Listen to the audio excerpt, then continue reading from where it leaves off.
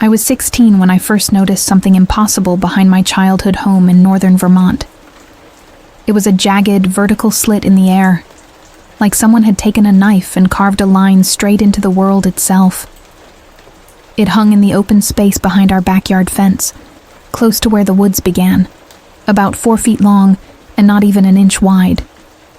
A fracture, a wound, a crack in reality. At first, I thought it was just my imagination, maybe a trick of the light or some strange visual distortion, but it didn't go away. I walked around it slowly, circling it from different angles, and no matter where I stood, it remained perfectly visible. Just hanging there, not on the sidewalk, not on any surface. It floated in the middle of the air, untouched by wind or gravity. I tried to reach out once, but my hand went through as if the crack wasn't there at all. Except, it was. My skin tingled. My fingers went numb the moment they passed through the line. It wasn't just cold. It was absence. A hollowness I couldn't explain. I drew my hand back instinctively, the chill lingering in my bones like I'd dipped it into something ancient and wrong. I didn't tell anyone about it. How do you tell your parents there's a hole in the air that you can't touch but you can feel? They already thought I was too imaginative, too distracted. I stayed away from it after that. Something about it didn't sit right with me, even before I fully understood why. I'd stared down sinkholes, climbed into echoing caves, and once even stood on a mountaintop looking into the void of space through a telescope. But this wasn't the absence of something. It was the presence of something else. Something that had no place in our world. We moved a few months later, some job thing with my dad, and the memory of the crack faded with time. I didn't forget it, not completely, but life had a way of piling other things on top of it. High school, college, internships, dates, jobs. Time moved forward, relentlessly. Except for when I met her. I was 22, fresh out of college, working late one night after an office party, when I found myself cleaning up paper cups and confetti beside a woman who made the entire world slow down. Her name was Alara. She had that kind of smile that made you feel like you were on the edge of discovering something sacred. And I wanted to. God, I wanted to know everything about her. Every secret. Every dream. I didn't just want to be near her. I wanted to understand her. We ended up on the office rooftop that night. The city lights flickered below, but the sky above us was endless. Stars littered the dark like jealous eyes, watching her, wondering how she made everything around her glow. We sat in silence for a while, close enough to feel the heat radiating off each other's skin. I kept shifting my legs, trying to hide the trembling in my knees. I didn't trust my words, or my voice, or even my heartbeat. I was too busy worshiping her presence. That's when I saw it again. The crack. It was larger now, not hanging in midair this time, but trailing alongside the external AC unit. It didn't touch the machine. It hovered near it, almost brushing against it like it wanted to cling but didn't quite know how. I squinted. Between the sharp silver of the unit and the darker night air, I could see it. A slit that pulled the light inward. Stars nearby bled into it, vanishing as if someone had snuffed them out, like a cookie-cutter gap in the sky, forgotten by reality. A hand slid into mine and I flinched. Alara had noticed my distraction. I turned to her, unsure of what to say, but she leaned in and her breath brushed my lips. And suddenly the crack didn't matter anymore. She pulled me back into the moment like gravity, and everything else faded. 6 months later, we were engaged. A year after that, married. I didn't go back to that rooftop. I didn't want to. I convinced myself it wasn't real. Just a hallucination from fatigue and emotion. A dream. Bad dreams don't follow you. But the cracks did. They followed me to my new job, where I climbed the corporate ladder like a man possessed. I saw them in reflections, in corners, in the seams of windows and elevators. They were everywhere. I told myself they were harmless, that I was tired, stressed, that they were figments of an exhausted mind. But I could feel them pulling at me, not with hands, with something worse, with understanding. The largest one appeared during a promotion meeting. My boss had just told me he was considering me for partner. He stood across the conference table, right on the other side of the crack that split the air between us. It hovered above the table, just beneath the fluorescent light. I struggled to keep eye contact. Behind his head, reality bent like it was being peeled back by invisible fingers. I couldn't hear half of what he was saying. But then he said it. Those exact words. "You can leave whenever you want." I nodded slowly, smiled, and reached beneath the crack to shake his hand. My fingers brushed air that felt like static and ice. I ignored it, pretended it wasn't real. I had a family to provide for, a future to build, dreams to fulfill. We bought a house in the suburbs. Big yard, high ceilings. Alara gave birth to a daughter with eyes like moonlight. Everything felt perfect, except for the cracks. They were worse now. Bigger. Bolder. Sometimes they aligned with objects, trying to hide, trying to pass unnoticed, but I could feel them. The pull. The wrongness. I stopped driving as much after one sliced through the windshield of my car and passed straight through my chest. No pain. Just cold.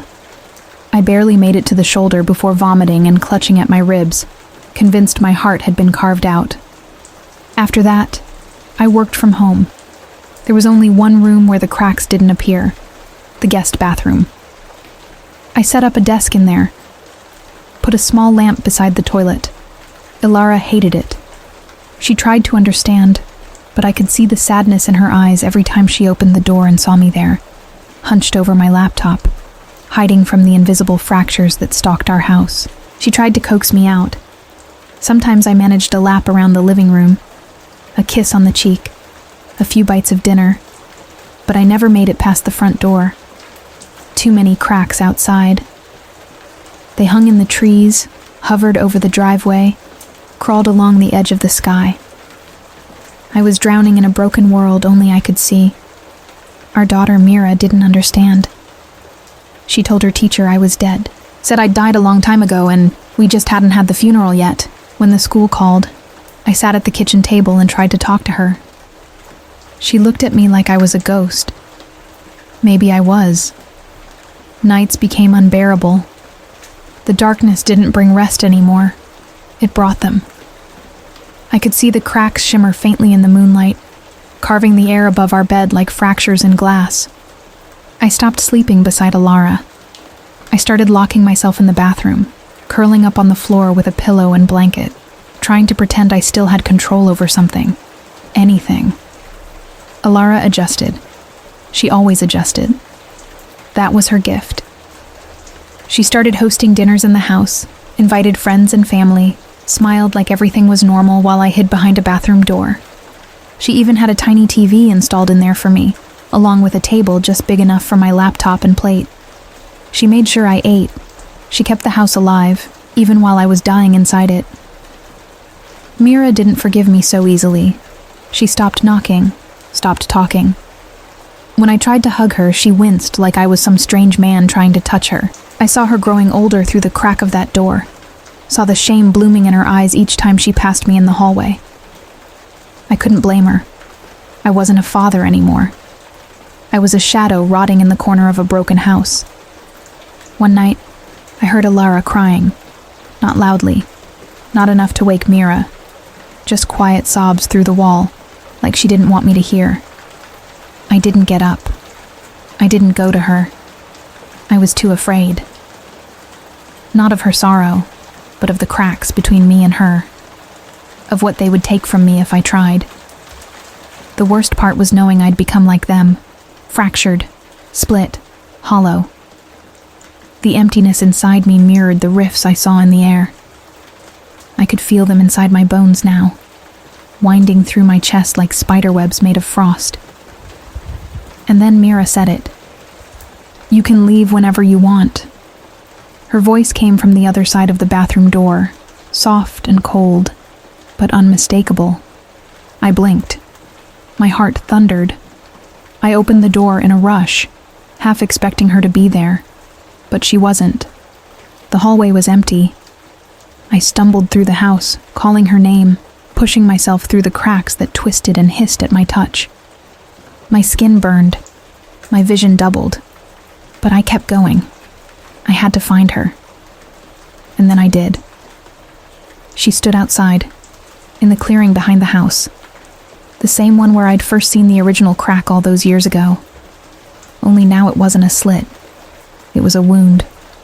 A massive gash in the world, 10 feet wide and stretching into the sky like a blackened pillar. It didn't reflect light. It devoured it. Everything near it bent unnaturally, the grass curling, the trees leaning inward like they were being pulled into it. A hum filled the air, not a sound, but a feeling, like the world was shuddering from the inside. Mira stood beside it, barefoot in the dew-covered grass, looking up at it like it was beautiful. "All you have to do is go in," she said. I staggered forward, my lungs burning. "What are you talking about?" "You can be free. You've already left us. You just never made it official."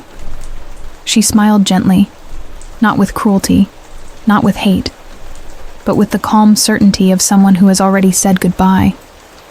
Then she turned and stepped into the void. I screamed her name and ran after her.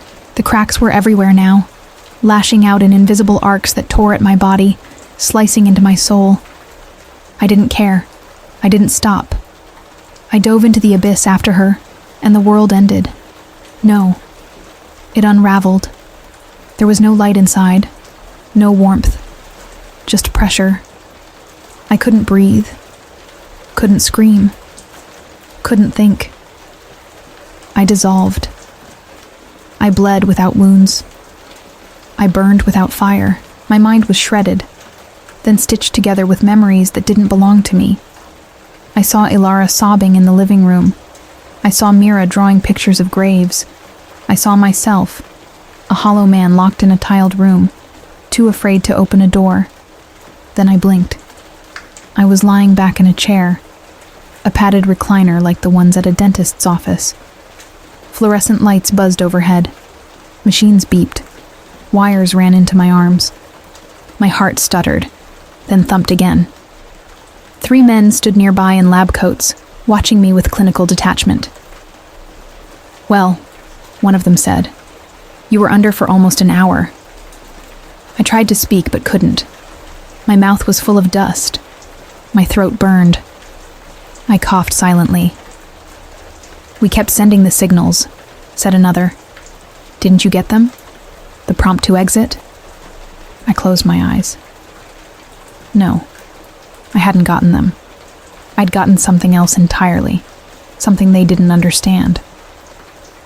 "The program's almost market ready," the third one said. "People are going to love it. We've patched most of the cracks." Most. That word sat in my skull like a splinter. "Did you notice anything else that needs fixing?" they asked. I opened my eyes slowly. My voice returned, barely. "Just one thing." "What's that?" I swallowed. "The red lights. They're only making the pain worse." Pain. It returned with full force, white-hot and endless. My body convulsed, my thoughts fractured.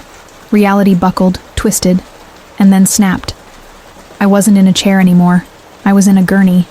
EMTs shouting, sirens, rain pounding the roof. I was being rushed through the hospital corridor. Someone was shouting my name. Rachel? Robin? I couldn't keep track. Everything hurt. Time splintered, like the cracks.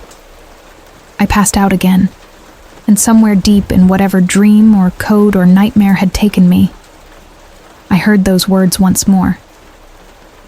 "You can leave whenever you want." I just don't know anymore what leaving even means. I felt the world slipping away from me before I fully understood what was happening. Pain blossomed inside my chest, fierce and all-consuming, like someone had plunged a blade through my ribs. It radiated through every nerve, searing into my skull and down my limbs, leaving me helpless. I couldn't move. I couldn't scream. I lay trapped in my own body, immobile and terrified, as shadows danced across the blurred edges of my vision. Voices floated in and out, distorted and muffled, fragments of conversations I couldn't fully comprehend. Hands lifted me gently but urgently onto something cold and hard. A gurney, I realized, as my consciousness flickered briefly into clarity. EMTs hovered over me, their faces partially obscured by masks and visors, their eyes filled with a detached intensity as they secured straps around my limp body. The ambulance doors slammed shut, sealing me inside the cramped metallic chamber, lit harshly by fluorescent bulbs. The vehicle jerked forward, a sudden jolt causing another wave of agony to ripple through me. A woman's voice broke through the fog, her words sharp but oddly comforting. "Stay with us. We're almost there." I struggled to respond, but my throat was dry and my tongue felt heavy, useless. Panic clawed at the edges of my fading mind, questions swirling in the growing darkness. What had happened to me? Was this how death approached, quietly stealing away sensation and thought, piece by piece? My memory splintered, images flashing through my mind like fragments of shattered glass. Robin's face came into view, her vibrant red hair framing her features as she laughed. My heart lurched painfully, both from longing and confusion. She was speaking to me about something profound, something about stars and galaxies. I remembered how we stood together at a museum exhibit, marveling at the way stars lived and died, collapsing into themselves, their death spreading life across the universe. Her eyes sparkled as she explained, and I was captivated not just by her words, but by her very presence. It had been our beginning, a connection sparked from cosmic wonder. Reality crashed back in, jolting me from my reverie. The ambulance lurched around a sharp corner, throwing the paramedics slightly off balance. Machines beeped frantically, monitoring my vital signs, their shrill alarms echoing through my fractured awareness. "He's slipping," someone shouted. I felt the urgency in their movements, the swift adjustments of IV lines and sensors as they fought to hold on to my fragile grip on life. My mind retreated again, escaping the chaos of the present into another memory.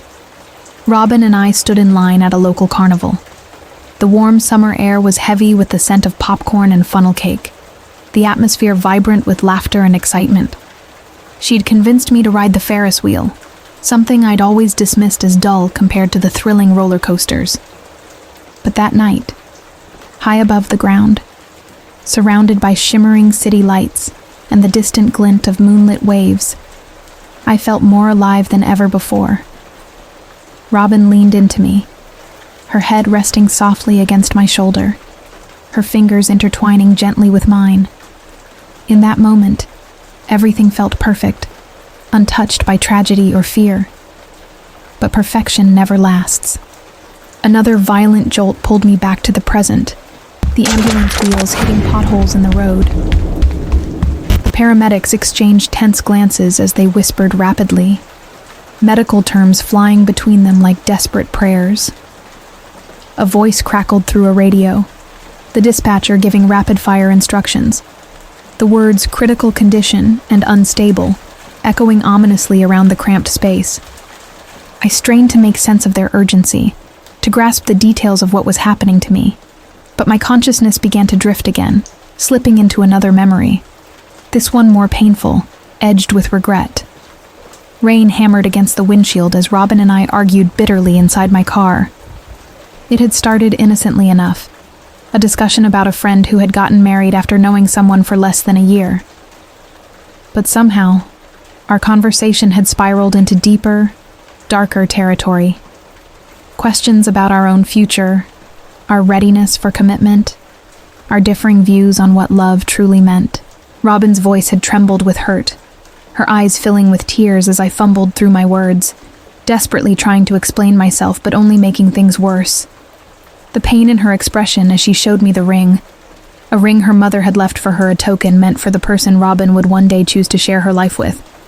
Cut deeper than any physical injury I'd ever sustained. Her words echoed in my head even now, accusing and heartbreaking. Love isn't something you can calculate, Brian. It's about jumping into the unknown with someone, trusting you'll land safely together. The ambulance braked sharply, nearly throwing me off the gurney despite the straps holding me in place. My body jerked violently, reigniting the torment that consumed me from within. I felt myself spiraling, torn between past and present, memories colliding with the harsh reality of flashing lights, shouting voices, and beeping monitors. The vehicle skidded to a stop, and suddenly the doors burst open, the noise of the storm outside crashing in around us. Rain pelted my exposed skin as the paramedics rushed me through the hospital entrance, the gurney wheels squeaking furiously against slick tiles. Doctors and nurses swarmed around me, shouting orders and questions, their urgency palpable as they wheeled me rapidly down fluorescent-lit hallways. A nurse leaned over me, her eyes intense yet kind. "Stay with me, Brian," she whispered softly, a gentle plea amidst the chaos. I tried to respond, but darkness crowded the edges of my vision, pulling me under once more. The storm roared louder now, a cacophony of wind and rain pounding relentlessly against the hospital walls. My father's voice reached me from somewhere nearby, panicked, desperate. "Let me see him. That's my son."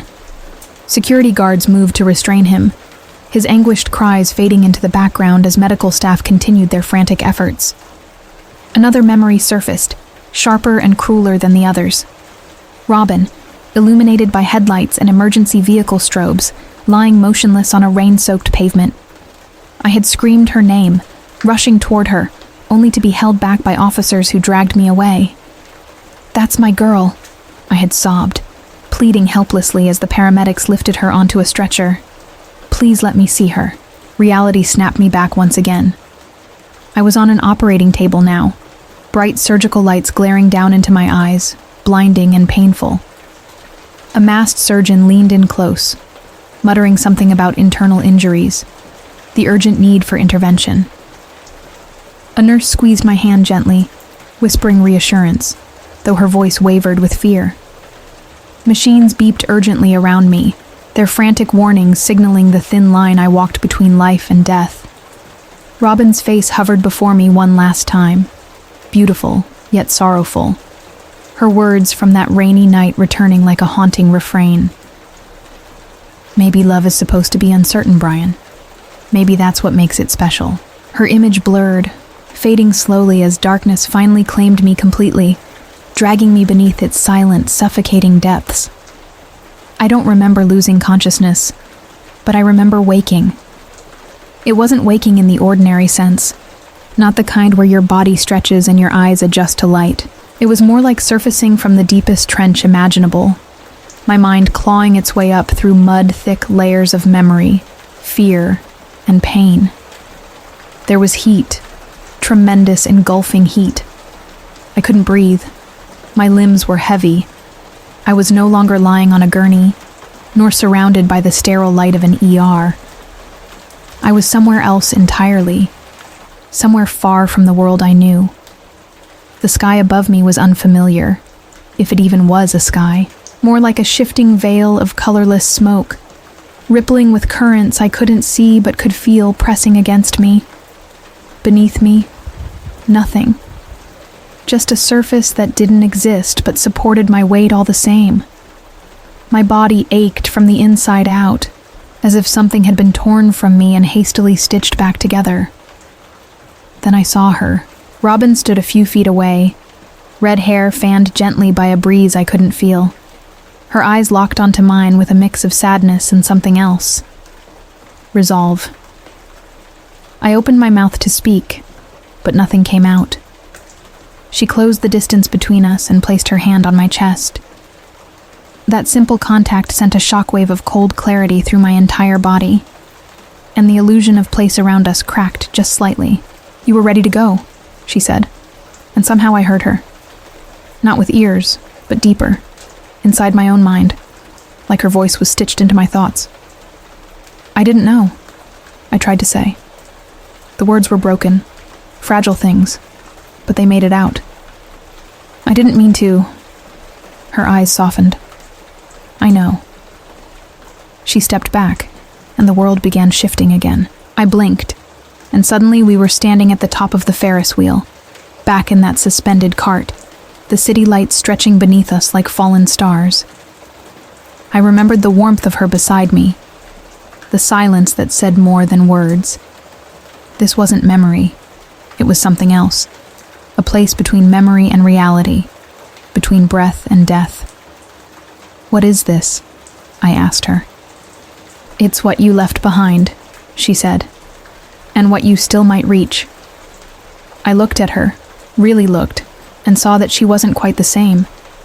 She shimmered at the edges, like light was having trouble deciding if she belonged here. You're not alive, are you? She didn't answer, not directly. Instead, she smiled, stepped beside me again, and rested her head against my shoulder. You need to remember what's still waiting for you. Before I could speak, the scene shifted again. So sudden, so seamless, it barely felt like movement. We were in a hospital corridor now, fluorescent lights overhead flickering with intermittent buzzes. People rushed by. Nurses, doctors, visitors. But none seemed to notice us. I turned to Robin in confusion, but she just pointed toward a room with a cracked door. Inside, I saw myself, what was left of me. A pale figure wrapped in tubes, eyes closed, body unmoving. Monitors beeped erratically, and a nurse stood near the bed, adjusting IV drips with trembling hands. Rachel. I remembered her name now. The EMT who had looked at me in the ambulance with concern so raw it had briefly pierced the pain. She was here, watching over my broken body, whispering something under her breath. She brushed a hand over my arm gently, almost like she was afraid I would vanish under her touch. Robin's voice cut through the haze again. She hasn't left your side, not once. She shouldn't have to carry that, I said quietly. No one should, she replied. But people do. That's love, too. The lights flickered again, and suddenly we were outside in the hospital parking lot. The rain was coming down in thick, angry sheets. I turned toward the far end of the lot, where a man sat in an old blue sedan, gripping a Bible to his chest. His shoulders heaved silently. My father. He looked so much older than I remembered. His hair grayer, his hands trembling, tears running silently down his face as he stared out into the storm. He didn't know if I was alive. He had been denied access, turned away by hospital security. But he stayed. He prayed. He begged the sky for mercy. My voice cracked as I whispered. I never told him I loved him enough. Robin placed a hand on my shoulder. Then tell him now. I can't. Not like this, no, she said. But if you go back, I'm already gone. You're not, she said firmly. Not yet. The world folded in again, and we were back in the hospital room. Rachel stood over me, tears streaming freely now. She held a syringe in one hand, her expression torn between duty and despair. The monitors beside me had slowed, soft, irregular beeps echoing the faltering beat of my own heart. She's going to try, Robin said. I'm not sure I want her to. Brian, I followed you, into the crack. I thought maybe I'd see you again. I thought I'd find peace. Robin looked at me with infinite gentleness. And you did. But peace isn't life. You still have work to do. What if I don't want to? Then stay, she said softly. But you can't have both. Another ripple passed through the room. Rachel placed the syringe down and leaned over, gripping my hand tightly, her forehead pressed to mine. Please, she whispered. Don't leave. My hand twitched. Robin stepped in front of me one last time, her image flickering like the final seconds of a dying candle. If you come back, Brian, it'll hurt. It won't be easy, but you'll have another chance. Maybe the last one. I didn't speak. I didn't nod. I just reached for her, and she backed away, fading slowly. Then go, she said. Go and live like you mean it. Everything collapsed in an instant. Heat. White. Pain. And the sound of a defibrillator slamming into my chest like a hammer. The first sound I truly heard wasn't the machines or the shouting or the rush of air down my throat. It was the sobbing. Rachel was crying. Not the soft, collected kind you hear in a movie, but the kind that breaks a person. Her hands were still gripping mine, as if trying to hold on to something slipping away. The room was crowded now.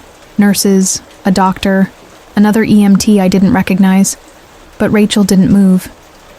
She kept whispering something over and over, her voice cracking under the weight of whatever she carried. I couldn't move, couldn't speak, but I was aware now. Every part of me felt like it had been shattered and clumsily put back together. My ribs ached. My skin burned with the aftershocks of electrical pulses. But I was alive, barely, and I remembered everything. The dream, the memories, Robin, the rain, the regret. It all played behind my eyes like a film reel someone forgot to shut off. My father in the parking lot, sobbing alone. My own voice, saying nothing when it mattered most. The ring Robin tried to give me, a symbol of her mother's faith and love, crushed beneath my doubts. And Rachel, who refused to let me go, who fought harder for my life than I ever had. My fingers twitched again. This time, someone noticed. "Wait!" Rachel gasped, looking up. "I think he's responding." The room surged into motion. Doctors leaned in. Orders were barked. Tubes were adjusted. Settings recalibrated. I heard the beep of a monitor change rhythm, the pitch climbing into something steadier, stronger. One nurse pressed 2 fingers to my wrist, nodding. "I don't believe it," one of them muttered. "He's coming back." Rachel exhaled so hard she nearly collapsed, then steadied herself and leaned closer.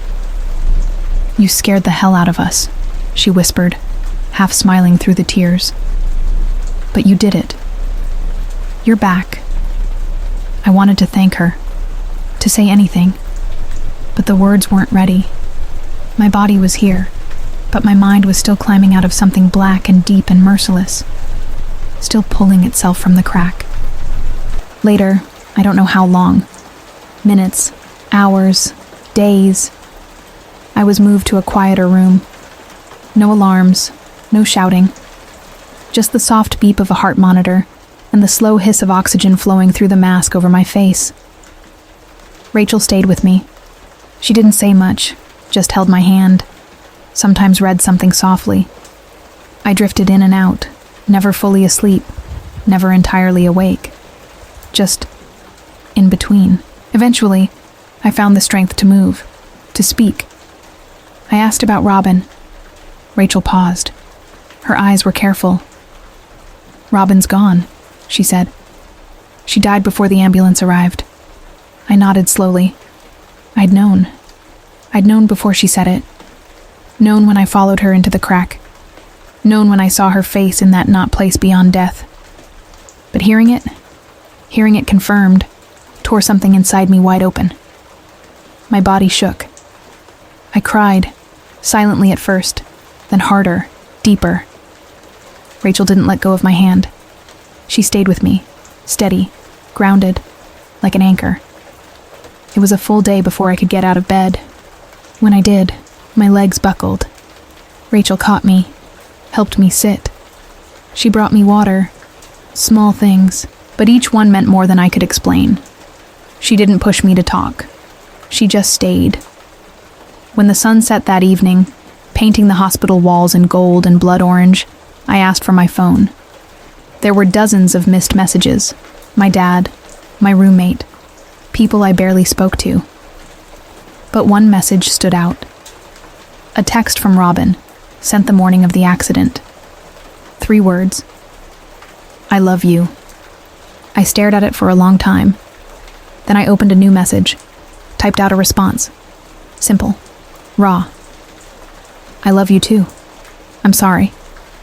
And I sent it. To no one. To her.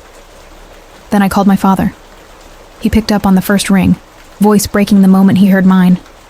We didn't say much. Just enough. I love you, Dad. I love you too, son. And we both knew we meant it this time. Later that night, I asked Rachel if I could see the Ferris wheel again. She didn't ask why. She just smiled faintly and nodded. When you're strong enough, we'll go. I slept that night. Really slept. For the first time in weeks. No cracks, no nightmares, just the hum of the hospital and the memory of starlight. But that peace didn't last. The next morning, when I stood near the window to stretch, I saw something. A shimmer in the air. A faint, jagged line, floating just beyond the glass. I froze. The crack was back, and it was watching me. I couldn't look away. That hairline slit in the air, almost invisible but undeniable, hovered just beyond the hospital window, slicing through the morning sun like a silent warning. The same kind of wound I'd seen all those times before, behind my house, above my desk, inside the sky itself. It had followed me, or maybe I had carried it with me, unknowingly dragging it across the fabric of reality, like a stain that would never wash out. I pressed my fingers to the window pane. Cold. Real. But the crack? It didn't fog or reflect. It just hovered there, not in the glass, not on it, but in front of it, hanging in the air like a ripple in the world's skin. The same way it had all started. I didn't say anything. Not to Rachel. Not to the doctors. Not to my father when he visited that evening and we shared coffee in silence. There was nothing to say.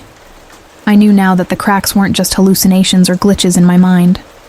They were exits, or entrances, or both. They were invitations. Robin had been waiting for me in one. She had reached through it, pulled me back, shown me the life I was willing to throw away. But the cracks hadn't gone with her. They hadn't disappeared just because I survived. They were still here, woven into the world, stitched between seconds and breaths, always just out of sight. When I left the hospital, I walked slower than I ever had before. I watched the air, the space between things, at the edges of street corners, in reflections in puddles, in gaps between passing cars. I could feel them. Thin places, fractures. And I didn't know if I was the only one who saw them, or if others had simply stopped looking. I moved back into my apartment. My roommate Dylan tried to act normal. He cracked jokes, bought beer, left the bathroom light on for me. I appreciated the effort, but I wasn't the same person anymore. I couldn't be. I spent hours just sitting by the window, watching the street below, listening to the low hum of traffic and the wind between buildings. I tried not to think about Robin, about the ring, about what I could have done differently. But grief isn't a wound that heals. It's a second heartbeat, a rhythm that never syncs with the rest of you. It reminds you that you lived through something that should have ended you. One night, maybe 2 weeks after I came home, I dreamt of her again. We stood in that clearing from before, the one in the clouds, surrounded by stars that pulsed like memories. She looked the same, beautiful, whole, sad. "Have you lived like you meant it?" she asked. I shook my head. "You're trying, though," she said. "That counts." I nodded, and tears welled in my eyes. "I miss you. I know. I still don't know what the cracks are. They're whatever you're not ready to face." She reached out and touched my chest, just over my heart. "But maybe someday. They're where you'll find what you need." The dream ended. I woke up with tears drying on my face and the soft morning light spilling across the floor. I sat up slowly, swung my legs over the edge of the bed, and stared at the closet door. And for just a moment, I saw it again. A thin, jagged line where the door met the frame, barely visible. But I didn't get up. I didn't run. I just watched it. I had no answers, but I had time. That evening, I visited the Ferris wheel alone. It was quiet. Off-season. I slipped the attendant a 20 and rode in silence, high above the ground, the city sprawling beneath me like a dream half-remembered. As I reached the top, I closed my eyes and took a deep breath. Then I whispered, not to the air, but to the memory beside me. Thank you for being here with me. There was no reply, only the wind, and that was enough. The wind kicked dust into the air as we drove down the winding gravel road, and for the first time in months, I allowed myself to believe things were finally getting better. After a year of setbacks, debt, stress, my mental health hanging by threads, I'd managed to stitch together a fragile plan for a fresh start. And it began with a rusted-out Toyota Tacoma carrying everything my wife and I owned in its dented bed. Furniture was sparse. We'd sold or donated most of it before leaving our cramped Chicago apartment. The rest I packed like some deranged game of Tetris, the truck creaking under the weight of it all. Hannah sat in the passenger seat, her face resting against the window, eyes closed, hair swept over her face by the breeze seeping in through the cracked glass. She looked peaceful. I needed her to be peaceful. She had held me up when I'd been unraveling, had believed in this move when even I wasn't sure it was the right decision. Now we were heading to a small one-story ranch on the outskirts of Mercer County, Illinois, nestled beside the quiet Edwards River. We wanted isolation. We wanted nature. We wanted peace. The paved road behind us had long since vanished. Ahead, thick clusters of trees lined the narrowing path, the canopy overhead darkening the road beneath. Sunlight broke through in rare patches. The sound of gravel cracking beneath our tires was the only rhythm left in the world. The forest here was old, the kind that watched you, even if you didn't know it. I didn't say anything as I drove. I didn't want to wake her. But as we turned around a pond and the house came into view, her eyes fluttered open, and I saw her take it in. She smiled. "Wow," she whispered. "It's beautiful." It wasn't, not really. The house had seen better days. The siding was weathered, the roof sagging at the corners. But it stood alone in a clearing, surrounded by trees so dense they looked like walls, impenetrable and silent. There were no neighbors, no cars, no fences, just us and the forest. The path circled the house to the back, but I stopped 20 feet from the front entrance. I needed a moment to see it through her eyes, needed to imagine what this could become. "It's perfect," I said, though I didn't believe it yet. We got out of the truck, walked around the front. Hannah took my hand, and for a moment, the quiet seemed kind. She talked about repainting the outside, about planting a garden in the back. I imagined children one day, maybe a dog, a slow, simple life. For a second, I allowed myself to feel something dangerously close to hope. The inside was small, but the layout was open. Kitchen, dining room, living room, all sharing one space. 3 small bedrooms lined the back wall, along with a single bathroom. We moved in that night with only the bare essentials. There was no internet yet, no working landline until Wednesday. That meant Hannah and I had a few days off from our remote jobs, and we decided to use the time to explore town. That first visit into town felt like a scene out of an old film.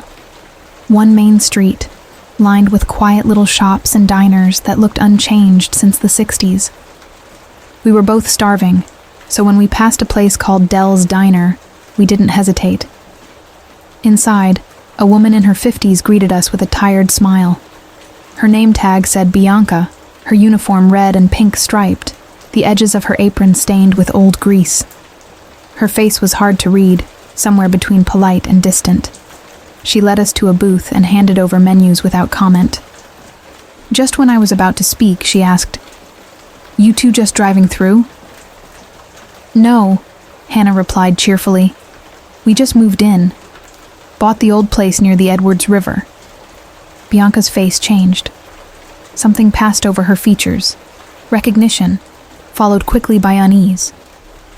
She hesitated for too long, then said, "So, you're the folks who bought Jorge Peterson's house." She didn't ask, she stated it, and she said it like it meant something. Hannah and I exchanged a glance. "Yeah," I said. "Is that a problem?" Bianca didn't answer immediately. She put down her notepad and leaned slightly forward. "Jorge was a regular here. Used to come in after hunting. Always ordered the same thing." She paused. Her eyes drifted to the corner of the room, distant and unfocused. Then one day his brother came to visit. Found the place empty. Blood inside. A lot of it. They found more out in the woods. Peterson's wife, Deborah. Their daughter, Noelle. They never found the bodies. Jorge disappeared too. Just vanished. The air around our table thickened. I glanced at Hannah. Her face had gone still, pale. "No one told us that when we bought the place," I said, my voice quieter now. "They wouldn't have," Bianca replied. "The sheriff's department never closed the case. It just faded, like the blood. But people around here remember. Some won't even go near those woods." We didn't finish our food. The drive back to the house felt longer. The path, once charming, now looked narrower. The trees pressed closer. The forest watched. We didn't speak much that night. The silence wasn't comfortable anymore. It was dense, suffocating. As Hannah showered, I lay on the bed, staring at the ceiling. The floor creaked under her weight in the bathroom. The shower started, and the sound of water crashing against tile filled the house. That's when I heard it. A crack from outside, soft, unmistakable, like a twig snapping beneath someone's foot. I sat up slowly, the muscles in my back tightening. The window faced the clearing. The moon was out, painting everything in silver and shadow. I rose, walked to the glass, stared outside. Nothing. The trees were still. No wind, no movement, no sounds. Still, I couldn't shake the feeling that something had been out there. Watching. Testing. I laughed under my breath. Nervous. Hollow. "It's just a story," I told myself. But I didn't sleep that night. The next morning brought sunlight and the illusion of peace. The woods looked less ominous in daylight, and for a while, I convinced myself that the night before had just been nerves. The story Bianca told had wormed its way into my head, that's all. It wasn't real. It couldn't be. We spent the day making the place feel livable. Trips to town, hauling furniture and groceries, trying to settle into a routine. But something clung to me, silent and invisible. Every time I stepped outside, my eyes were drawn to the tree line. The air felt too still. The shadows seemed too deep. I couldn't stop imagining blood soaked into that soil. Couldn't forget Bianca's voice, how her words had dragged something cold to the surface. By Wednesday, I was obsessed. While Hannah worked in the garden, humming to herself, I drove into town and found the local library. It was small, just 2 rooms and a side office, but the librarian didn't ask why I was there or what I was looking for. She just nodded toward the public computers near the back. I searched everything: news archives, public records, crime databases.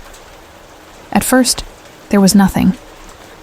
Then, a headline from a local paper, dated over a decade ago: Mercer family disappears under mysterious circumstances.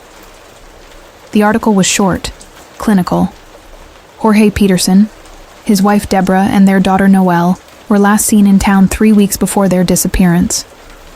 Blood found at the home. More blood discovered in a second clearing, deeper in the woods. DNA tests matched the wife and child. The article made it clear. There had been too much blood for survival. Noelle was only 10. There were no bodies, no suspects, and Jorge had vanished.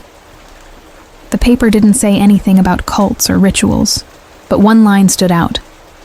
Local sheriff cites unusual patterns of activity near the property, but declined to elaborate. Unusual patterns. I didn't realize I'd been gripping the edge of the desk until my knuckles ached. The skin along my spine felt stretched tight. I logged off, printed the article, and left the library. I could still feel the librarian's eyes following me as I walked out. When I got back, the front door was open. Not wide, just cracked. Enough to make my chest clench. I parked the truck and walked toward it slowly. The world had gone silent again. The kind of silence that presses against your eardrums until it becomes unbearable. I stepped carefully onto the porch, then peered into the house. It was still, undisturbed, but wrong. Something about the air was different, heavier, like it had been stirred, tasted. I called out for Hannah. No answer. I stepped inside, my footsteps careful on the wood floor. I moved through the living room, into the hallway, heart pounding like I was walking toward something I couldn't see, but could feel watching me. I turned the corner, and Hannah slammed into me, laughing hysterically. I collapsed backward, heart racing, as she tumbled into my arms. Her face was flushed, her laughter too loud. I realized she'd been trying to scare me. A joke. A prank. Normally I would have smiled, rolled my eyes, shoved her gently and said something sarcastic. But not this time. Not after what I saw in town. Not after the crack outside the window. She didn't see it, didn't know what she'd triggered in me. I didn't tell her. I just hugged her back and laughed with her. But it wasn't real, and the fear in my gut never left. 3 days passed with no new events. We settled into routines, cooked meals, rearranged furniture, sat in silence too often. That Saturday night, Hannah and I drove into town for dinner. She wore a dress, heels, looked beautiful. I had a few drinks. I was trying to make it all feel normal again. It was just after 1 a.m. when we got home. Hannah stumbled into bed and passed out, heels still on. I took them off for her, pulled a blanket over her, then headed for the shower. But when I got to the bathroom door, I froze. Something felt wrong. The air in the house had changed again. Thick, off balance. The same feeling from that first night. That predatory stillness. My instincts screamed at me. I turned away from the shower and went to the bedroom window instead, just in time to catch something moving at the edge of the clearing. I dropped to the floor, heart thundering. Peeking out the window, I saw nothing at first.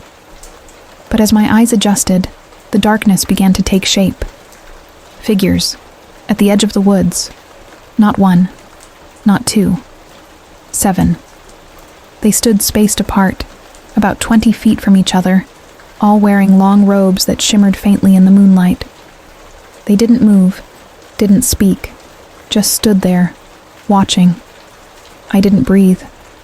Then, behind me, the sound of movement, soft rattling, metal on wood. I spun, heart in my throat. The front door handle was turning, slowly, silently. Someone was trying to come in. The door was locked. Thank God it was locked. But they were testing it. I grabbed the bat from beside the bed, the same one I'd kept there since the move, and ran back to Hannah's side. She was still asleep. I didn't wake her. I couldn't.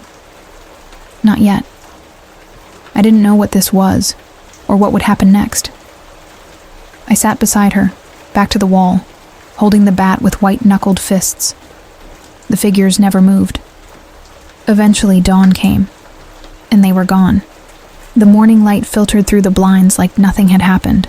The forest beyond our yard looked innocent again. Soft silhouettes of trees, dewdrops glinting off leaves, birds chirping as if the night hadn't happened at all. But I knew better.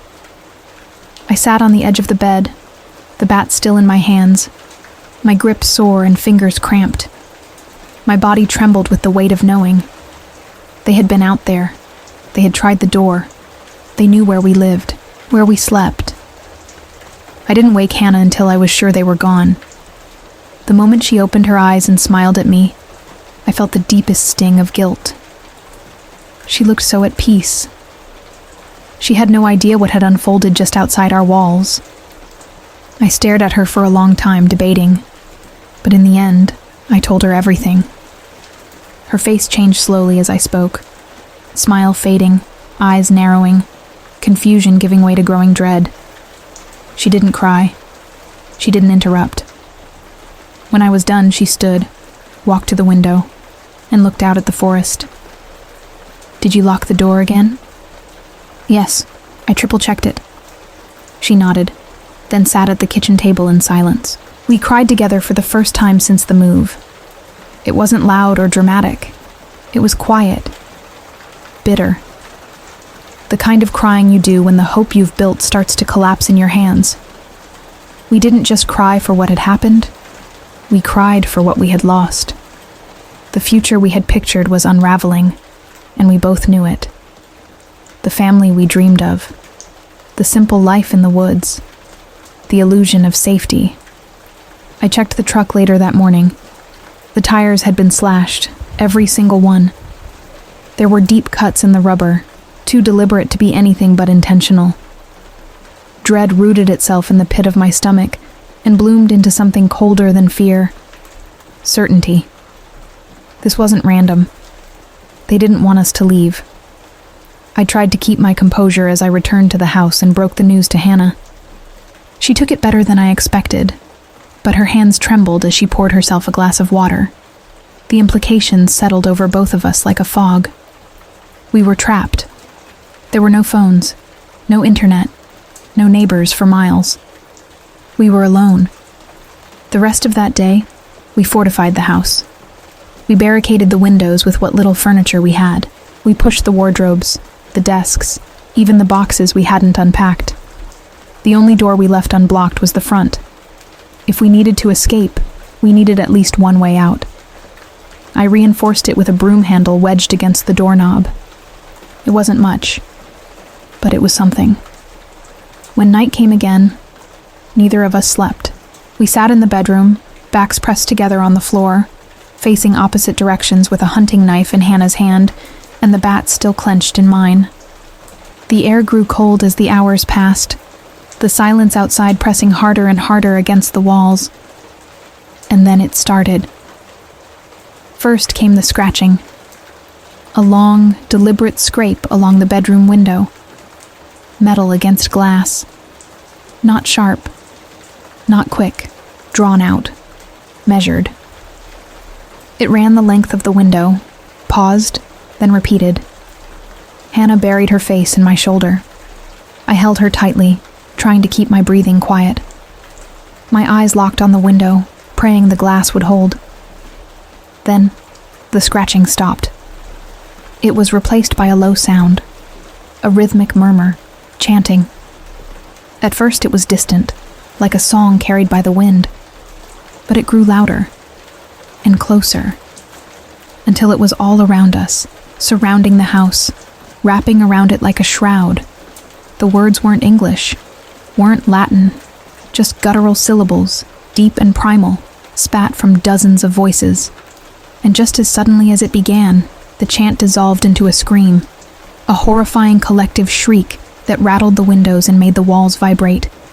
The house shook, pounding, dozens of fists slamming against the glass, walls, doors. They knew where we were, knew which room we slept in. I thought I might vomit. My body shook uncontrollably as the sound intensified. The pounding became frantic, like they were trying to claw their way inside. The screams reached a fever pitch, and then, just like before, they stopped. Everything went silent. No breathing, no rustling, no movement, until the knock. 2 heavy knocks on the front door. Measured, intentional, followed by a voice, low, raspy, cold. "Come out now and we don't have to come back tomorrow." I couldn't speak. Couldn't move. Hannah clutched my arm, eyes wide, lips trembling. Another pause. Then, "Fine, have it your way." The knocking stopped, and all hell broke loose. Every window in the house shattered at once, a thunderous explosion of glass and wind and force. We screamed. I ran for the door, just as something slammed against it from the outside. I could hear their footsteps, boots on tile, shouting, movement. The broomstick gave out with a crack and the door burst open. 2 figures in crimson robes surged into the house, rushing through the entryway like they knew every inch of it. I didn't think. I swung the bat with every ounce of strength I had. The first blow connected. A sickening crunch. The figure dropped instantly, blood spraying across the floor. The second one lunged. I swung again, blind, desperate. Another crack. Another body hit the floor. And then silence. They were down. My ears rang. My arms trembled. I stood over their bodies, gasping for breath, blood dripping down the bat and onto my shirt. My hands were slick with it. Hannah screamed behind me. I turned and saw her pointing toward the window. More were coming. They surged through the trees like shadows with faces. Dozens of them, all in robes, all chanting again. Their voices rose in unison, vibrating in the air, becoming one hideous sound. I grabbed Hannah's hand and pulled her toward the truck. We ran barefoot across the gravel, through broken glass and wet grass. I shoved her into the passenger seat, jumped in behind the wheel, and prayed. The engine turned, coughed, roared to life. Thank God. I slammed the pedal, and the truck jerked forward, skidding on ruined tires as we shot down the path away from the house. But they were waiting. The headlights barely pierced the night as we tore down the forest path, our ruined tires groaning with every jolt, rocks hammering the undercarriage, tree limbs clawing at the sides like desperate fingers. I held the wheel with a death grip, the bat still sticky with blood resting beside my thigh. Hannah sat curled against the door, hands over her mouth, eyes locked on the shadows moving beyond the windshield. Neither of us spoke. What could we possibly say? Then they emerged. 3 men in red robes sprang out from a thicket near the fork in the trail, one of them holding a firearm. I swerved violently to avoid them, tires slipping in mud as we veered off the main road and into a forgotten path, one I hadn't even noticed during the move. The truck bounced violently, smashing through overgrowth, the suspension shrieking under the abuse. Branches slashed against the glass. Dirt flared in the headlights. My foot stayed pinned to the pedal, but the truck was fighting me now, dragging slightly to the right with every bump. Still, we couldn't stop. Not here. Not anywhere near them. But the woods didn't care about our panic. Trees thickened, the road narrowed, and after half a mile of bone-jarring terrain, we found ourselves in a clearing. A clearing too familiar. I slammed the brakes. The tires screamed. We slid to a stop in the center of a space that mirrored our own backyard clearing, a nearly perfect replica. Except this one was worse. Dead grass, burnt trees, stained stones, and standing at the edge of it, as if waiting, was a wall of cloaked figures. 20, maybe more. Their robes swayed gently in the wind, as if caught in a breeze I couldn't feel. In unison they began to march toward us. Their chant rose again, low and vibrating, shaking my bones as it grew louder, deeper, more guttural. It wasn't language.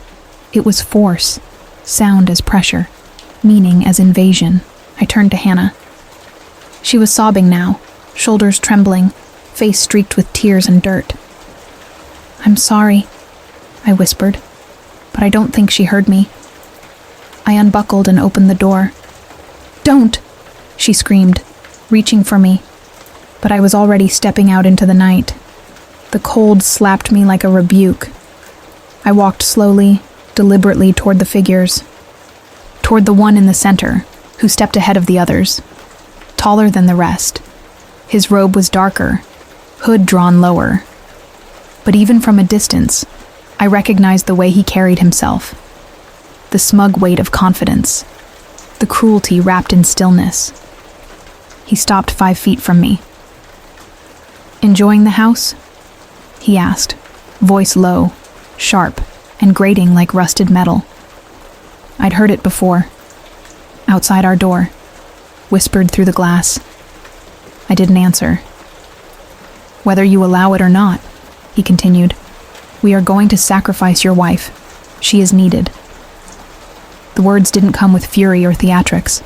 They were calm, final, a statement of law, not desire. Behind me, I heard Hannah screaming, then the sound of movement. They were dragging her from the truck. I turned just in time to see them tear her from the passenger seat, her legs kicking, fists pounding, her voice raw with panic. She screamed my name, and I couldn't move. I was frozen, rooted, useless. 2 cultists threw her at the feet of the hooded man.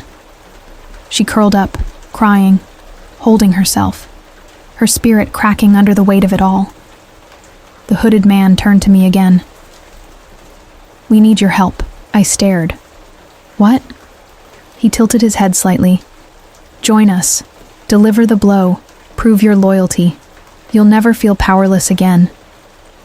My stomach turned, but there was something else, something terrible and treacherous, rising inside me. Thrill. Buried under the fear and the grief was a spark of something darker. The chaos, the violence, the sound of that bat hitting skull. It had awoken something. And now it whispered. I could end this. I could be powerful. I could matter. "Let me do it," I heard myself say. And silence fell like a blade. The hooded man didn't speak. He simply smiled. Then slowly, carefully, he handed me a blade. Long, curved, ceremonial. The cultist released me. I walked forward on trembling legs, standing now over my wife. She looked up at me, eyes full of confusion, of betrayal. "Hannah," I whispered. Tears blurred my vision. I raised the knife.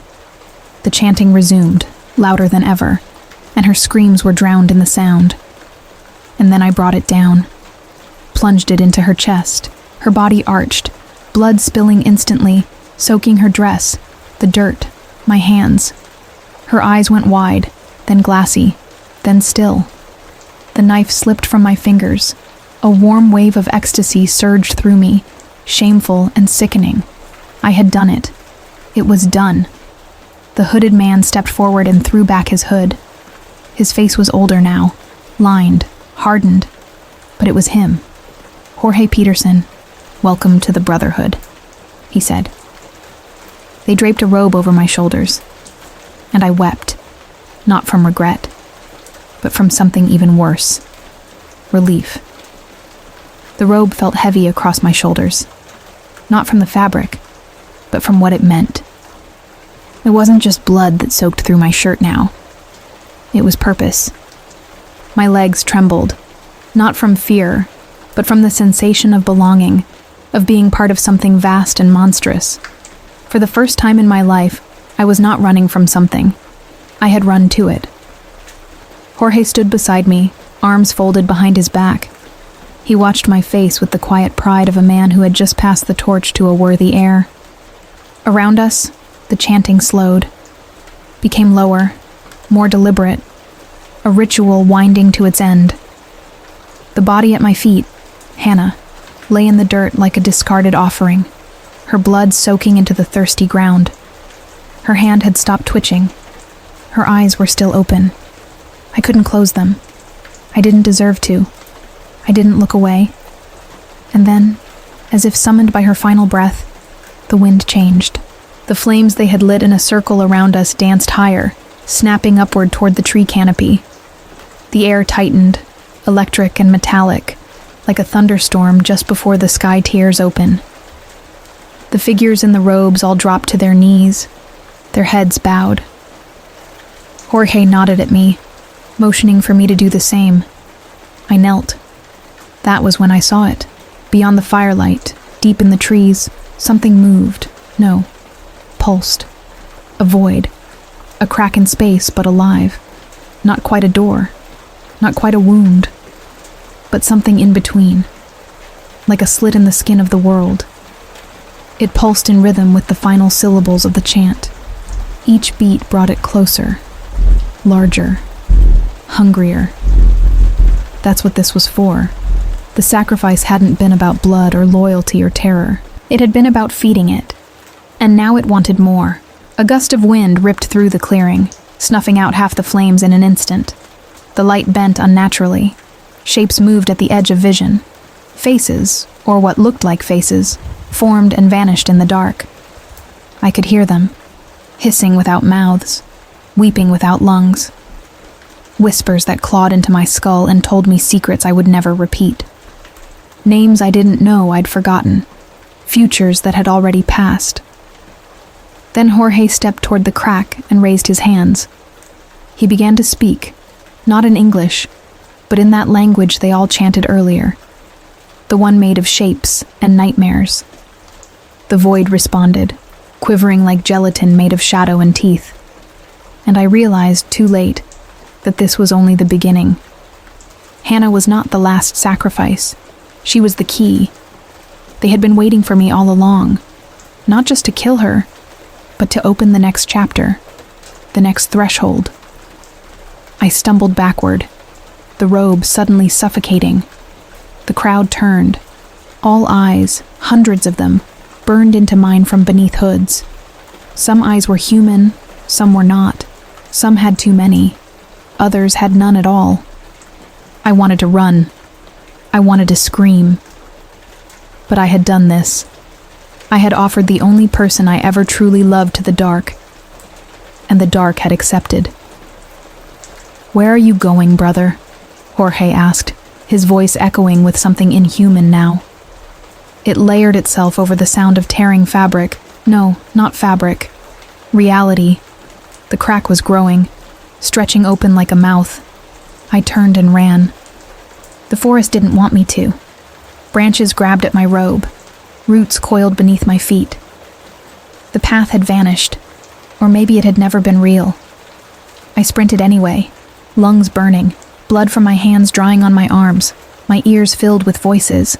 Some Hannah's, some mine, some that didn't belong to anyone. Somehow the truck was still there. I dove inside, tore off the robe, slammed the door shut, and started the engine. It whined, coughed, turned over. Thank God. I reversed out of the clearing, tires spinning in mud, and I didn't stop. Not when the shadows reached. Not when figures gave chase. Not even when I saw her, Hannah, standing at the edge of the trees, her face calm and pale, a wound in her chest that still bled. She didn't say anything. She didn't blink. She just watched me leave. I drove through the night. No road, no map, just darkness and speed. Eventually I found a gas station, abandoned, but with a payphone still working. I called the police, told them enough to send them out there, gave them a false name, hung up before they could trace it. They never found the clearing. They found blood, a wrecked house, scratches along the walls and doors like claws, but no cult, no robed figures, no Hannah, not even a tire track. It was like the land had swallowed them all. I moved again after that, changed my name, started over, but the cracks never left. They're everywhere now, in reflections, in dreams, sometimes in the corner of my vision, pulsing like they remember me. And sometimes, on nights when I can't sleep, I hear the chanting again, low, growing, calling me home. I died. I remember it with more clarity than I remember most of my life. The memory didn't fade like dreams do. It didn't dissolve in the morning light or shrink away when I tried to make sense of it. It stuck, lodged in my brain like shrapnel that refused to be removed. And what's worse, I remember what came after. Not heaven, not hell, not the nothing I expected. I remember something else. It started with pain. Not sharp or sudden. Just that dull, creeping heat that spreads beneath the skin and coils around the bones. It was the kind of pain that eats from the inside out, silent and patient. I felt myself fading beneath it, drifting down like I was being slowly pulled into warm mud. Every part of my body surrendered, one piece at a time. And just when I was sure it would end, it didn't. There was no blankness, no peace. I was still there, still conscious. But the world had changed. I was lying on a hospital bed, I think. But the light was wrong. Dimmer. Not like any hospital I'd been in. The walls weren't gray or white or sterile. They were fading, like they had been painted with memory instead of paint. Nurses moved in and out of the room, but they were translucent, blurred at the edges. Their movements left trails, as if time was lagging behind them. Machines beeped, but the sound was muffled, like hearing through thick cotton. And standing in the corner was a figure, not a man, not exactly. It wore a cloak so dark it didn't look like fabric. It looked like an absence. Like someone had cut the shape out of reality and left a hole behind. I couldn't see its face. Couldn't even make out hands. But it was there, more real than anything else in the room. I looked at it, and it looked back at me, though it had no eyes. It spoke without words. "You're late." That was the feeling it gave me, like a message pushed into my skull, heavy and certain. It was truth. Not a sentence, not a thought, but a law. I tried to respond, but my throat didn't work. My body didn't listen. Still, it understood. "We don't have time for the usual speech. Hurry now." Then the world broke open. I don't mean it metaphorically. I mean the walls of the hospital peeled away like wet paper. The bed vanished beneath me. And suddenly, I was moving. Not walking, not running, but moving. At a speed that turned everything around me into a blur of color and vibration. I wasn't in control. The figure was leading me, dragging me through dimensions like threads pulled through the eye of a needle. If you're lucky, it hasn't gotten bored of waiting. That was all I got. No explanation, just that cryptic warning. The air grew thick, heavy. The blur began to darken. I could smell wet stone, taste iron.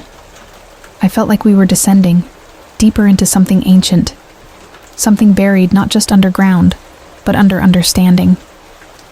The darkness opened into a cavern, vast, endless. The floor was jagged stone slicked with moisture. The air shimmered with a heat that didn't come from fire, but from something more primal. And in the center of that hellish cave, a lake, perfectly still, black as the cloak of the thing that brought me. The figure stopped at the shore. So did I. It turned to me. There were no instructions, no words, just expectation. So I stepped forward. The lake wasn't water. It moved like water. But the moment my feet touched its surface, it felt wrong. Too smooth, too cold, too thick. Like stepping into liquid shadow. I waded in. The figure didn't follow. I turned back once. It raised a hand. A warning. Then it was gone. And I was alone. The surface gave way beneath me. I sank, slowly at first, then faster. The further I went, the less my body made sense. My arms weren't arms. My breath wasn't breath. My mind began to stretch in directions it was never meant to go. Then the hands came. Dozens of them. Thin, bone-white. They rose from the depths, fingers like needles, and they gripped my legs, my sides, my chest. They pulled. They dragged. I kicked and writhed and tried to scream, but the water swallowed it all. I was being pulled toward something bright, something impossibly radiant and searing beneath the lake bed. And then I heard it. "I'm sorry. I couldn't stop it." The voice was inside me. The light at the bottom exploded outward, blinding and scorching. And in the last instant, I saw the thing inside it. Not a god. Not a demon. Something older. Something broken. A being not meant to be seen. Then everything shattered. And I screamed. I awoke not with a gasp, but a scream. An endless, voiceless scream that poured out of me like smoke. I couldn't stop it. Couldn't contain it. My body convulsed against the sensation of burning air in my lungs. My skin felt too tight. My muscles spasming as if they'd forgotten how to belong to me. Light flooded my vision. But it wasn't the lake, not the cavern. It was fluorescent. Stark. Cold. A hospital again, but real this time. Tangible. Bleached tile and metal railings. Beeping machines and voices. I was strapped down. Tubes in my throat and nose. An IV in my arm. And figures moving fast around me. Blurred faces. Scrubs. Gloved hands. I was alive. Alive. And then I puked black. Thick, viscous sludge poured from my mouth, dripping down my chin, sliding over the side of the hospital bed. Someone shouted. Alarms screamed. The taste was chemical, sour and caustic, like battery acid and charcoal. Charcoal. They were trying to save me from whatever I had swallowed. I blinked, barely able to see through the haze of pain and effort, and I saw her. Rachel. She was standing over me, her hand gripping mine so tightly her knuckles were white. Her face was soaked with tears, lips moving in frantic whispers.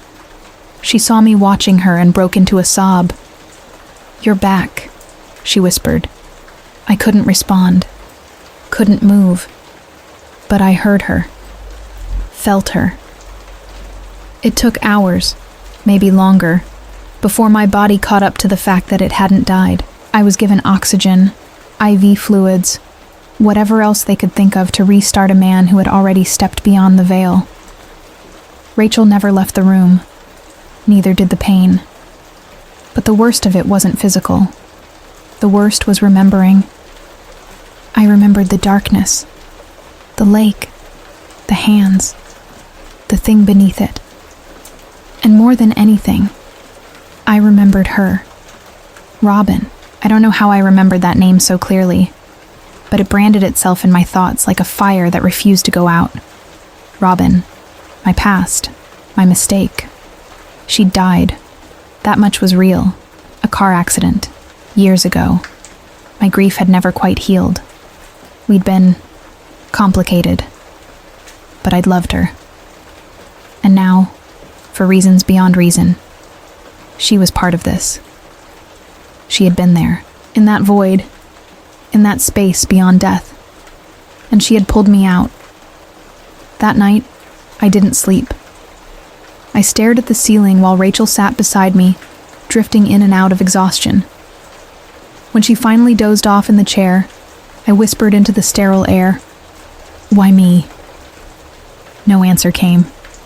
But my body ached like it had been torn apart and rebuilt in the wrong order. There were claw marks beneath my wrist. 5 deep ridges where those hands had dragged me. One across the side of my arm, shaped like fingers. No one could explain them. They looked old, healed, but I had just woken up.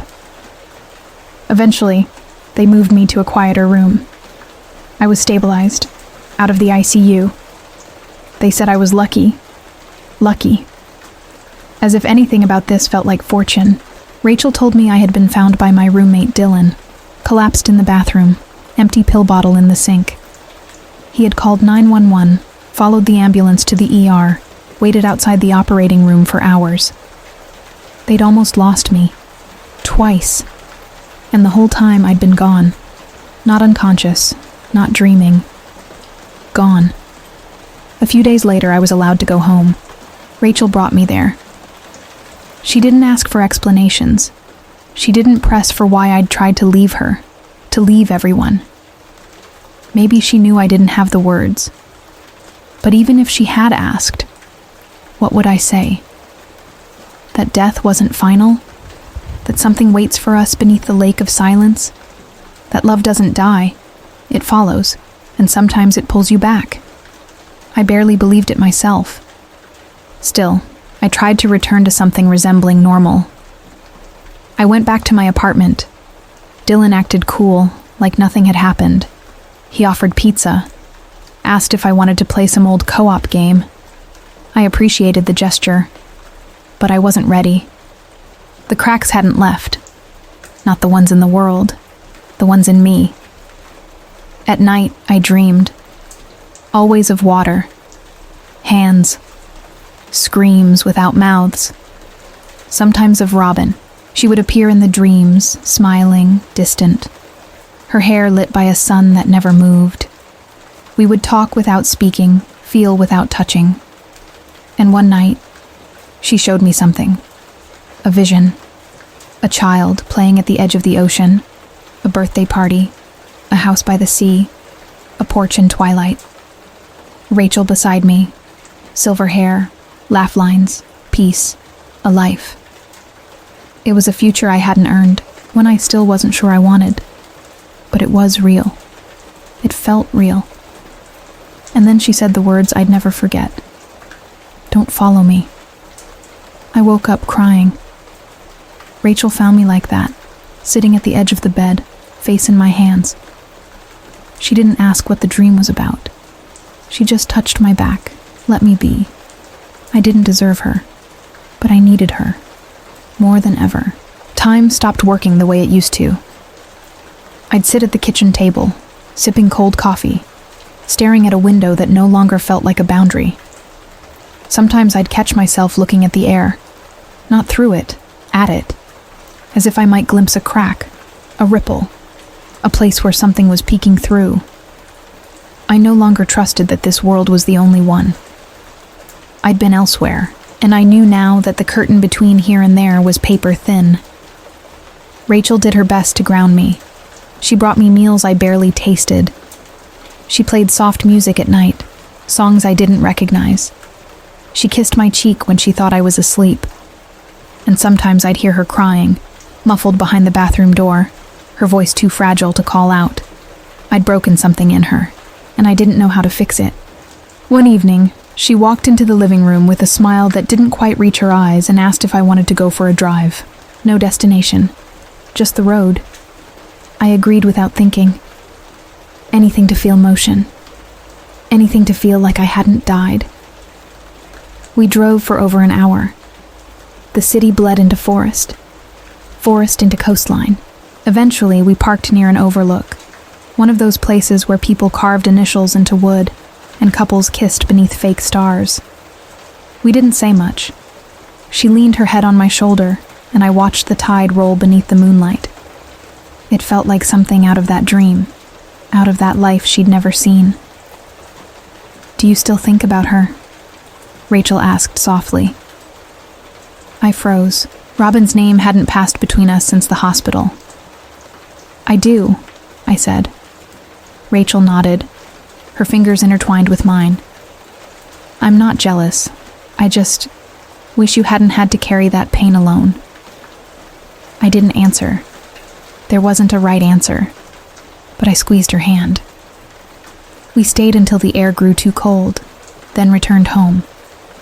That night, for the first time in a long time, I slept without dreaming, but peace didn't last. A week later, I woke to find something scribbled on the bathroom mirror. 5 words, drawn with a fingertip in the condensation.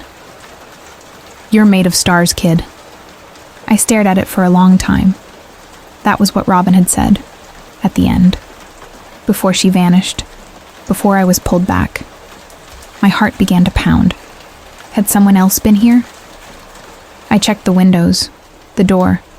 Everything was locked. Rachel was asleep. Nothing was out of place, except me. That same night, I returned to the closet, the one I hadn't opened since I came home. I dug through the boxes and papers, the forgotten remnants of a life that felt like it had belonged to someone else.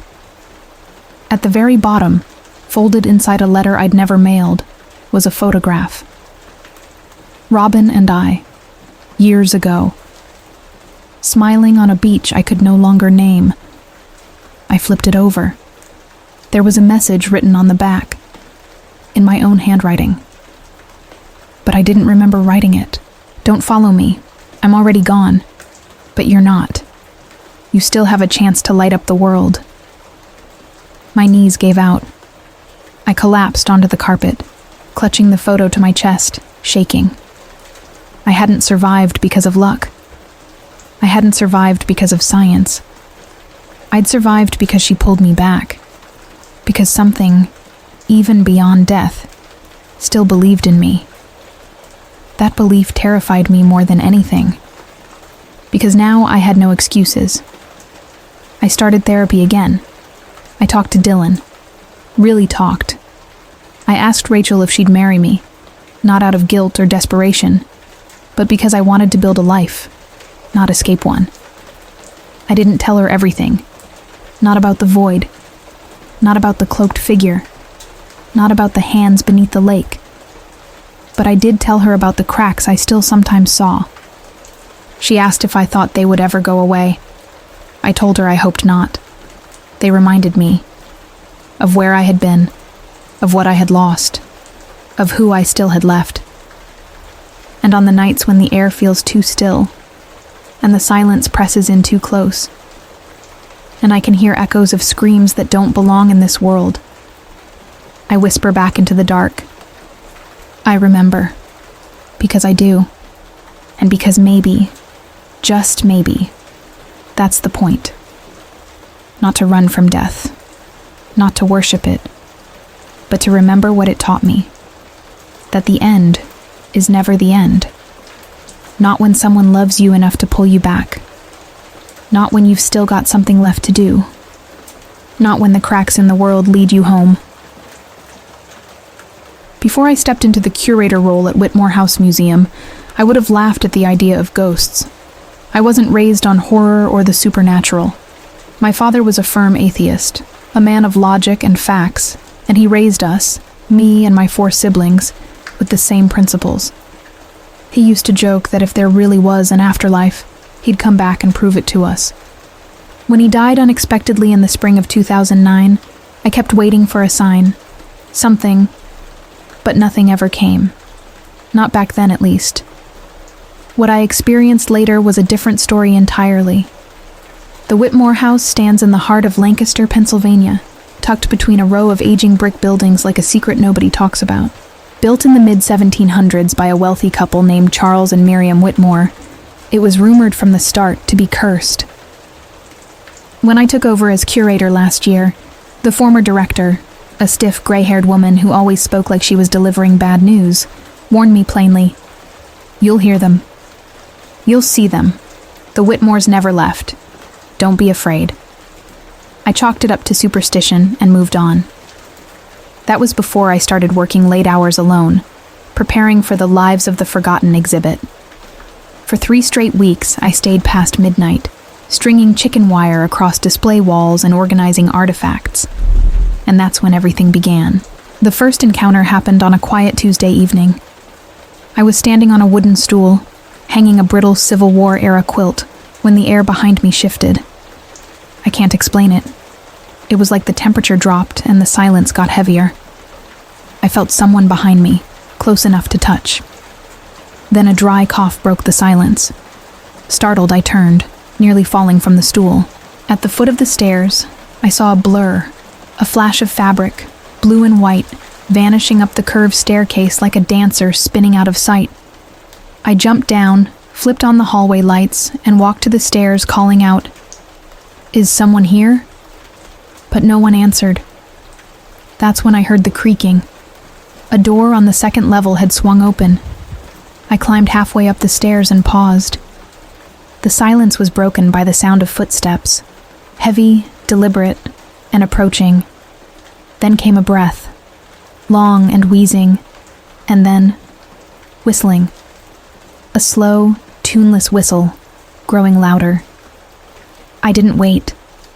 I backed down the stairs, switched off every light in my path, and locked the main door behind me. The next night, I brought Luke with me. He's my partner, level-headed, skeptical, and not easily rattled. I needed backup, someone to tell me I was being paranoid. He agreed to come, even if just to prove I wasn't losing my mind. He went upstairs to use the bathroom, and I was left alone in the main gallery. I had just turned back to my display, chicken wire, newspaper scraps, and half-hung placards, when I heard soft, almost playful footsteps behind me. I spun around, and standing in the doorway was a girl. She couldn't have been more than 6 or 7 years old, with long blonde curls and a delicate white dress. Her pale skin almost glowed in the dim light. She didn't say anything, just looked at me, then turned and ran. I chased after her, calling out instinctively, my rational mind screaming that this wasn't possible. She darted around the corner, past the bathroom, and into the narrow hallway leading toward the basement. I followed but found nothing. No giggles, no echo of her tiny steps. Just darkness. As I walked back into the main room, Luke returned from upstairs, completely unaware of what had just happened. We resumed our work for another 20 minutes. Then, it started again. A door creaked open upstairs. The thud of boots, slow and heavy, sounded from the second floor. Then came the whistle. Luke froze. "You hear that?" he whispered, pale as chalk. I nodded. I didn't have to convince him. We shut off the lights and left in a rush, locking the building behind us without looking back. Weeks later, I spoke with the previous curator again. She told me about Miriam Whitmore, who died of tuberculosis in that house. And the little girl? Nobody knew her name, but visitors had seen her too. Always in white. Always watching. There was something else too. Something she hadn't mentioned before. The Whitmores had lost a son during the war. He'd returned briefly, broken and barely sane, before vanishing without a trace. Rumors said he lived in the basement for a time, wandering the halls at night, whistling to himself. He wore heavy boots, always. She didn't tell me this to scare me. She said it as a warning. There are things in that house, things that move through the walls and hide behind corners. Things that breathe cold air and leave fingerprints on glass display cases when no one is around. I've felt them, seen them. And every time I try to tell myself it's just my imagination, I remember the weight of that breath behind me, the swish of the girl's dress, the chill in the hallway. I remember the whistle. It doesn't go away. Sometimes I wonder if this is my father's promise fulfilled. Not the way I expected, but a message all the same. And sometimes I wonder if the Whitmores see me as one of them now. It was a quiet evening when I first noticed something was wrong with our house. But looking back, the moment everything began to shift was in early April, when Luke and I returned from a week-long trip to Yucatan, Mexico. We had gone with a group of friends for sun, sea, and tequila, never expecting to bring something else back with us. Something unnatural. I was unpacking the luggage, tossing clothes into the laundry basket, when I found it, a small wooden statue wrapped in one of Luke's t-shirts. It was about the size of a soda can, carved crudely to depict a woman kneeling, arms raised to a spiked disc above her head. Her face wasn't serene or peaceful, but warped, almost mournful. There was something unsettling in her hollow eyes and jagged smile. I called out to Luke, asking what it was and where it came from. He grinned like a kid caught sneaking candy, said he and Rowan had found it leaning against a stump near the ruins we'd visited, just sitting there, half buried in roots. Rowan had dared him to take it. He thought it looked mystical, his word, not mine, and said it'd be a great conversation piece for the hallway table. I didn't like it. Something about it made my stomach feel tight, but I shrugged it off. It's just a bit of carved wood, I told myself. Still, I made sure it didn't end up in our bedroom. Luke placed it on the hallway table between a pair of our favorite scented candles. I think it was just under a week later when I began to feel it. The cold came first. Not a general chill, but a sudden coldness concentrated near the table. I assumed it was a draft from the front door, so I double-checked the weather stripping and started keeping the living room door shut. Then came the oddities. My keys, which I always hung on a hook in the kitchen, started showing up in odd places. First it was the coffee table, then the middle of the living room floor. One morning I found them resting on the hallway rug, directly in front of the statue. We didn't have pets, and Luke swore he hadn't touched them. Light bulbs burned out quicker than normal. We replaced 3 in the hallway within 2 weeks. Then the phone started acting up. The landline, usually silent, would ring at random times. When I picked up, there'd be nothing but static, or occasionally, a muffled voice I couldn't understand, speaking in a slow rhythm, like a broken chant underwater. The worst was what happened at night. I'd get into bed, exhausted, and the moment I laid my head down, I'd feel something hard beneath the pillow. I'd reach under and find the statue. It happened more than once. At least 5 times, maybe 7. I stopped counting after the 3rd. I never brought it there. Neither did Luke, or so he claimed. It was always supposed to stay on the table. One night Luke was out late, and I was home alone. I sat in the living room, half watching a crime show, when I saw it in the reflection of the TV, a shape in the hallway. It wasn't a person. It was like a smudge of ink in the air, floating just outside the doorframe, lingering, watching. It didn't move, just stayed there. I didn't look at it directly. My body locked up, and I kept my eyes on the TV, pretending not to see it.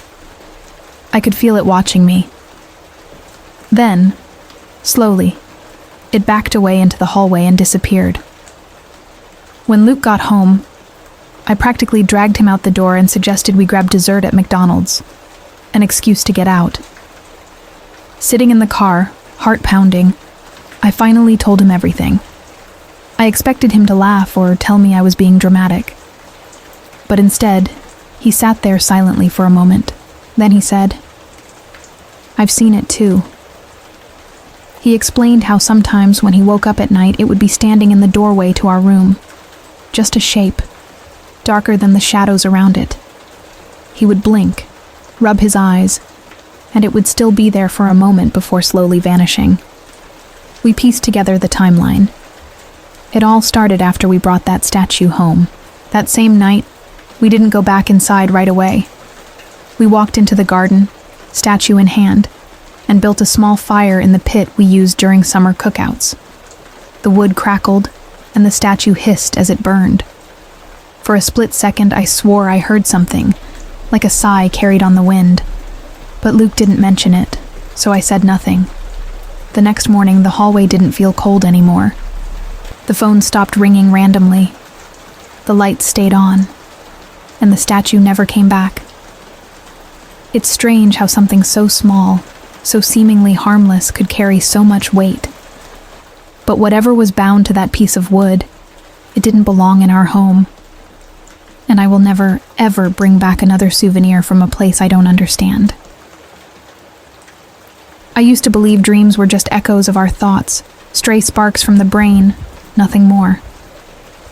But one summer changed that for me forever. And now I'm certain some dreams don't come from us. They're sent. Warnings, maybe. Messages. I met Sam when I was 11. He was older, 19 or 20. And yeah, the age difference raised eyebrows. But it was never like that. He was a father figure, especially since mine had been deployed overseas for most of my childhood. Sam was the kind of person who made you feel safe, who called just to check in, who remembered the small stuff. I talked to him constantly over Skype, sometimes for hours. My mom knew about it and trusted him. Everyone did. A year ago, he died. Car accident in Europe. It was sudden, brutal. I didn't know how to process it. I wasn't the kind of person who cried easily. But for weeks after, there was this hollow space inside me that nothing seemed to fill.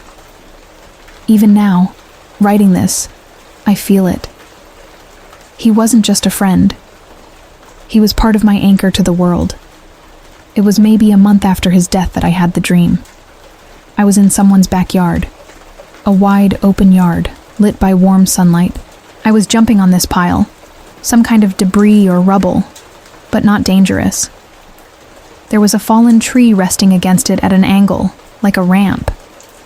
I remember climbing it, laughing, feeling free. That's the weird part. It didn't feel like a dream.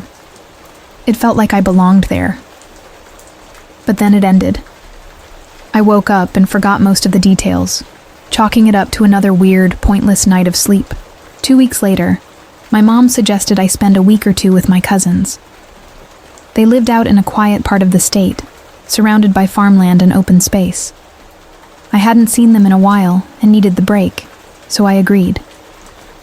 They had a big property, an old barn, a rusted silo, and right behind them, a hog barn that hadn't been used in years. Beside the hog barn was a mountain of junk. Metal rods, pipes, roofing tiles, rugs rolled up and piled haphazardly. And there, leaning against the pile, was a tree.